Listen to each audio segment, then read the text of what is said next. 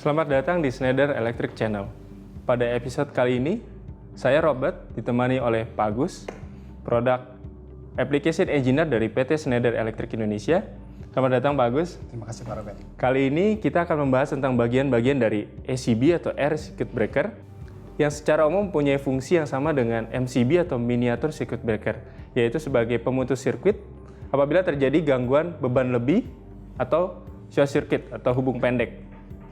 Namun, ACB mempunyai kapasitas yang lebih besar, yaitu mulai dari 800 ampere sampai 6300 ampere. Di depan kita sudah ada ACB Schneider. Mungkin Pak Agus bisa jelaskan bagian-bagian dari ACB ini, Pak. Oke, terima kasih Pak Robert.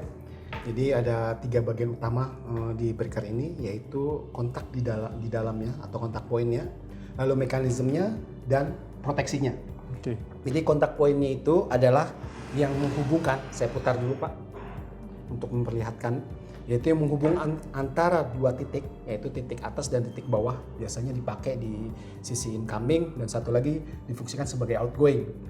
Dan lalu kontak poinnya ini menghubungkan, setelah itu juga bisa melepaskan. Yang menghubungkan dan melepaskan kontak poin ini adalah diatur oleh mekanismenya. Nah, ini adalah mekanismenya Pak Robert. Lalu di dalam kontak poin tadi di bagian bawahnya ada internal CT. Dan inilah yang mendeteksi arus yang melewati circuit breaker ini. Lalu informasi itu dilanjutkan ke control unit. Apabila sesuai dengan setting Pak Robert, setting user, apabila terjadi gangguan, maka breaker ini akan off dan aman untuk sisi downstreamnya atau bagian bawahnya, gitu Pak. Oke, bagus. Mungkin ada bagian-bagian khusus dari terminal ACB ini, Pak? Oke, jadi terminal ACB pada prinsipnya sama ya Pak ya, semuanya. Cuman bedanya mungkin ada yang fixed type dan withdrawable atau draw out ya Pak ya. Jadi kalau yang fixed type, di mana kontrol rangkaian utamanya yaitu biasanya powernya, dan ini biasanya adalah kontrolnya, itu langsung di breakernya untuk yang jenis fix. Tapi yang jenis draw out itu posisi main powernya itu connect di cradle-nya, dan begitu juga kontrolnya di cradle-nya. Apabila kita mau mengadakan repair ataupun penggantian, tentunya tidak serta-merta membuka bagian power utamanya dan power controlnya. Jadi hanya kita rack in dan kita bisa ganti langsung gitu Pak Robert. Oke, bagus. Mungkin bisa dijelaskan bagaimana cara kerja mekanisme on dan off dari ACB ini, Pak? Ya, oke. Jadi ini adalah mekanismenya. Jadi ada dua yang bisa difungsikan di mekanisme ini, yaitu dari manual dan juga dari kontrol. Kalau kontrol tentunya nanti ada opsional Pak Robert. Jadi opsionalnya tentunya ada di sini, nanti bisa kita peragakan. Dan untuk yang manual, saya akan coba peragakan, yaitu ini kokang atau charging atau charge-nya dari pegas utamanya. Ini dengan manual kita dengan hanya mengokang sampai bunyi yang seperti tadi, berarti charging sudah siap dipakai. Dan kita bisa langsung melakukan operasi dengan on, lalu kita bisa off. Ini secara manual Pak Robert. Oke, mungkin bisa digambarkan sedikit apa aja sih yang ada di opsional tadi Pak Agus bilang? Oke, yang opsional pada prinsipnya dia hanya melakukan pengoperasian bisa direct dari luar, tidak langsung ke mekanismenya. Jadi contohnya motorized ini nanti posisi sebagian posisi di sini, lalu chargingnya di auto. Apabila pegasnya discharge, dia langsung charging auto. Otomatis kita nggak usah melakukan kokang lagi. Nah, ini cuman kita belum pasang motorizednya. Saya coba kokang dulu pompa ya. Ini adalah XF atau closing coil. Biasanya apabila closing coil ini dapat tegangan, maka tuasnya itu akan menekan bagian ke dalam, sama dengan menekan mekanismenya sehingga breaker jadi on Pak. Lalu sisi bagian belakangnya adalah sun tripnya atau MX ya, untuk meng-off-kan breaker. Apabila dapat tegangan, maka seperti ini, mungkin saya contohkan sedikit.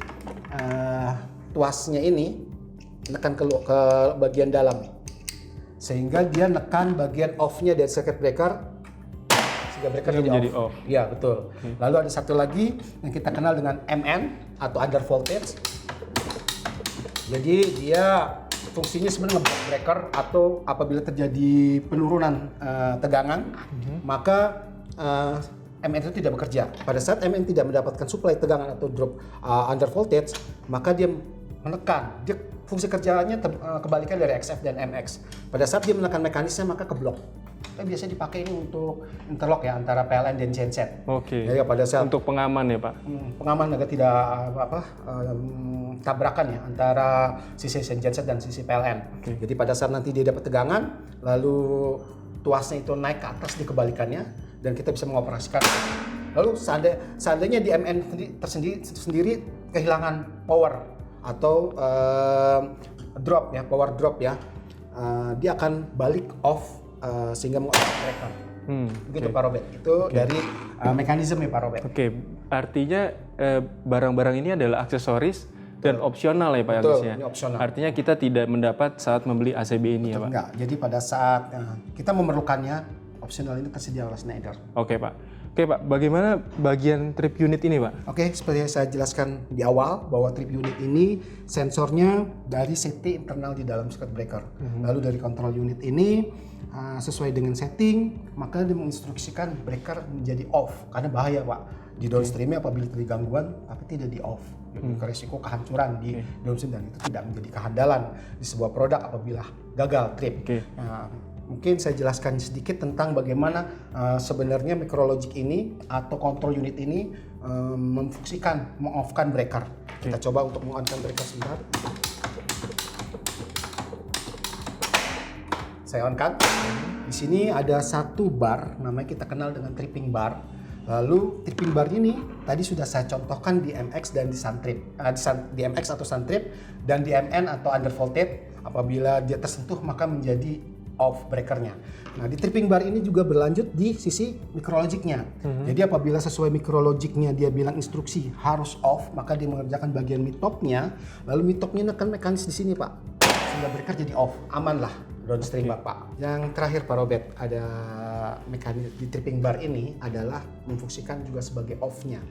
Jadi kalau misalnya kita breaker dalam posisi on, saya on breakernya. Jadi ini biasa difungsikan di mekanisme interlock. Jadi bisa kita 3 breaker untuk sistem interlock, hanya satu yang bisa masuk ataupun 2 yang bisa masuk.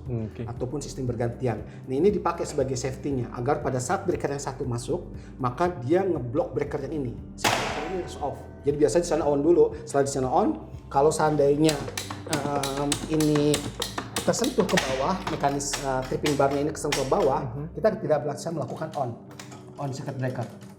Seandainya breaker di sana salah satu sisi mekanismenya sudah off, lalu dia akan kembali seperti ini baru kita melakukan on. Tapi biasanya juga ini pada sistem draw out ini dipakai sebagai pengaman juga. Misalnya kita lupa posisi on, lalu kita memasukkan ke dalam cradle-nya dan sangat bahaya. 2 titik poin ini dalam posisi close, ada power dan ada beban, bisa terjadi flashover di kontak poinnya. Sehingga harus di-off-kan dulu. Agar tidak tadi rusak di kontak poinnya, maka ini otomatis apabila sedang masuk posisi ke dalam cradle-nya, posisi rack in, maka dia tersentuh mekanis di dalam drawer sehingga breaker off. Jadi pada saat dia connect ke finger drawernya aman. Oke, Pak Agus. Terima kasih banyak Pak Agus untuk penjelasannya. Sekian episode kali ini mengenai bagian-bagian dari ACB atau Air Circuit Breaker. Terima kasih dan sampai jumpa di episode selanjutnya.